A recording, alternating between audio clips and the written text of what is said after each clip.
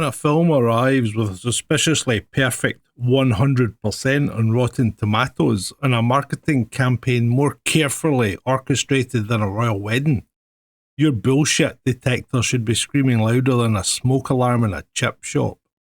Meet Weapons, the most overhyped disappointment since someone convinced the world that pineapple belongs on pizza.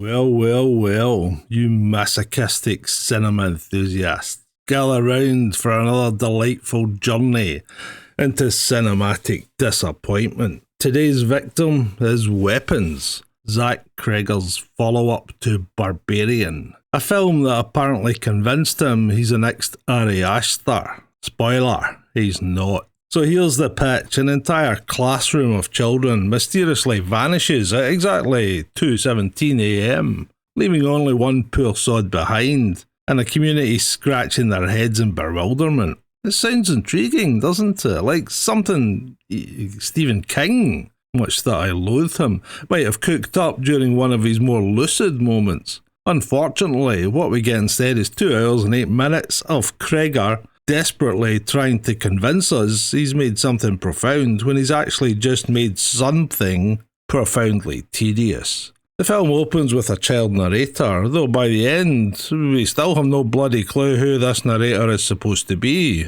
Is it one of the missing kids? A local child?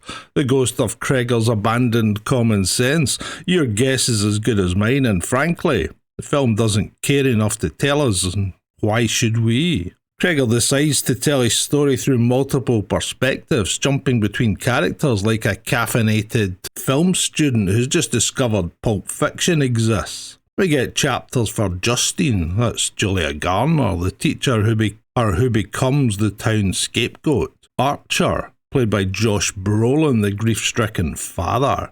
Paul, played by Alden Ehrenreich, a cop who's about as useful as a chocolate teapot. And James, Austin Abrams, a drug addict who seems to exist solely to pad the runtime. Now, non-linear storytelling can be brilliant when done right. The problem is, Cregger uses it as a crutch to mask the fact that his story is thinner than a supermodel's Instagram bio. Instead of building genuine complexity, he just shuffles scenes around and hopes we'll mistake confusion for profundity. And sweet suffering cinema gods, the pacing of this movie, at 128 minutes, Weapons feels approximately 47 hours long. Cregger has this maddening habit of holding shots for geological ages, apparently under the delusion that staring at nothing for extended periods makes it meaningful. There's contemplative cinema, and then there's just forget to shout cut filmmaking. The film does drag interminably. It's 2 hours of flashbacks and plot holes. Every time it seems like things are about to get interesting, they hit you with another flashback. It's like being promised a thrilling roller coaster ride and instead being given a leisurely tour of a retirement home. Let's talk about our protagonist, shall we? Julia Garner's Justine is written as the perpetual victim. Her emotional range extends from sad and depressed to slightly more sad and depressed. Her character becomes so grating that you stop caring whether she lives or dies. Never a good sign for your supposed protagonist. Josh Brolin, bless him, is trying his absolute best as a grieving father, but even his considerable talents can't elevate material that treats character development like an optional extra. The film gives us glimpses of interesting dynamics, his relationship with his missing son, his desperate need for answers, but it never bothers to flesh them out beyond surface-level grief porn. Alden Ehrenreich's cop character is so incompetent that I genuinely question whether this film accurately depicts police work. It doesn't. Apparently, in Cregger's world, law enforcement responds to mass child disappearances with all the urgency of filing parking tickets. As a former cop, I can tell you, everybody drops everything when one kid goes missing. Imagine if a town lost 17 of them. Now here's where things get really insulting to the audience's intelligence. The film desperately wants to be a mind-bending mystery, but the shocking revelation is that it's all down to a dying witch who siphons children's life force. Groundbreaking stuff, really? Hans Christian Andersen is spinning in his grave and asking for royalties, even though he's not entitled to them anymore. Once the witch element is revealed, the entire intrigue collapses. The revelations of this intriguing mystery are pretty lame, and not at all as interesting as what the film initially seemed to be developing towards.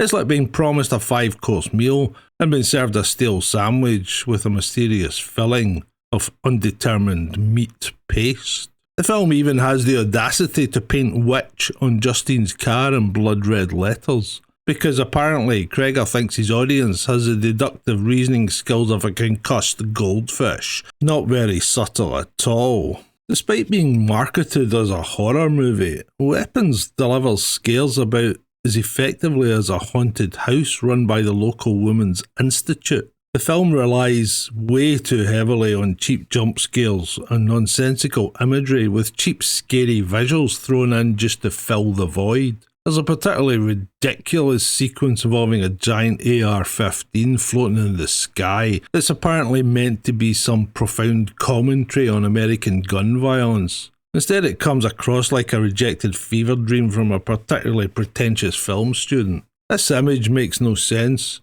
and feels completely disconnected from the rest of the story. Credit where it's due, the film is technically proficient. So is the guy that made my washing machine. Cregger knows how to point a camera and frame a shot, and the production values are solid, but technical competence without narrative purpose is like a beautifully wrapped gift box containing nothing but disappointment and regret. Film's shot with a kind of deliberate artiness that screams, "Take me seriously as a filmmaker, don't you know?"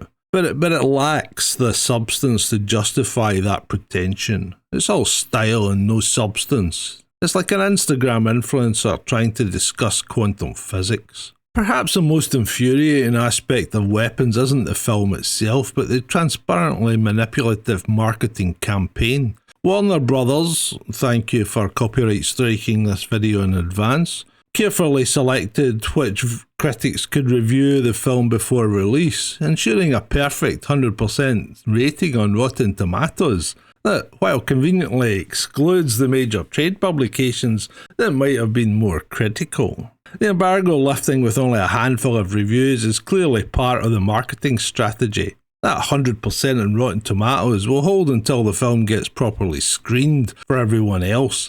It's a cinematic equivalent of fixing a boxing match. Technically it's legal, but it's morally questionable. It's already started to drop. It's at 94% for the critics and 86% for the audience. I'm sure it will go down further than that. Without spoiling too much, well, is there really that much to spoil? The film's climax is a prime example of how to snatch defeat from the jaws of victory, something like the Scottish football team. After 2 hours of build-up, we get a resolution that feels both rushed and unsatisfying. While the final act has some visceral moments, it doesn't stick the landing, just like NASA on the moon. Oh, that's another story altogether though. I left this movie wanting more from everything. I liked what I saw, but more depth could have really fleshed out the film. It's a rare kind of disappointment, the sort that's almost worse than outright terrible, because it had potential. The film seems to have that peculiar quality of making some viewers think they've witnessed brilliance, while others see right through the Emperor's new clothes. It's the sort of movie that leaves you wondering, am I missing something? At my age, almost certainly yes. This movie felt completely overrated to me, which perfectly captures the experience of watching, which is essentially a very simple story, dressed up in unnecessary complexity. The inevitable comparisons to Cregger's previous movie, Barbarian, don't do Weapons any favours. While Barbarian was a tightly constructed 90-minute thrill ride that knew exactly what it wanted to be, Weapons is a bloated, self-important mess that mistakes length for depth and ambiguity for intelligence. Cregger doesn't quite bring it all together, making Weapons feel like a step backward rather than forward. It's the cinematic equivalent of a difficult second album. It's trying too hard to prove something that didn't need proving in the first place. Weapons is the sort of film that gives horror a bad name. It's pretentious without being intelligent, mysterious without being intriguing, and long, oh God, is it long, without being substantial. It's a movie that desperately wants to be talked about and analysed, but offers nothing worth discussing beyond how thoroughly it wastes everyone's time. At 128 minutes, it's a movie that feels like it goes on forever while absolutely saying nothing. It's the cinematic equivalent of a university lecture by a professor who's forgotten what point they were trying to make halfway through, much like I have in this review. I'll give it 2 out of 10, 3 out of 10 maybe, purely for Josh Brolin's committed performance and the technical competence of the production. Story itself deserves 0. So save yourself the 2 hours and 8 minutes of your life that you'll never get back if you want genuine horror. Watch The Wailing or Hereditary. If you want mystery, try Zodiac or The Girl with the Dragon Tattoo. If you want children in peril done right, go watch The Others. Weapons is a movie that thinks it's clever, but is actually just confused. Thinks it's scary, but is actually just tedious. And thinks it's saying something important when it's actually saying nothing at all. It's the sort of movie that makes you appreciate the simple pleasure of films that actually have something to say and the courtesy to say it without wasting your entire evening. Life's too short for bad films, and this one feels like it goes on for several lifetimes. If you'll excuse me, I'm off to get something to drink because I need to go to sleep. I'm great.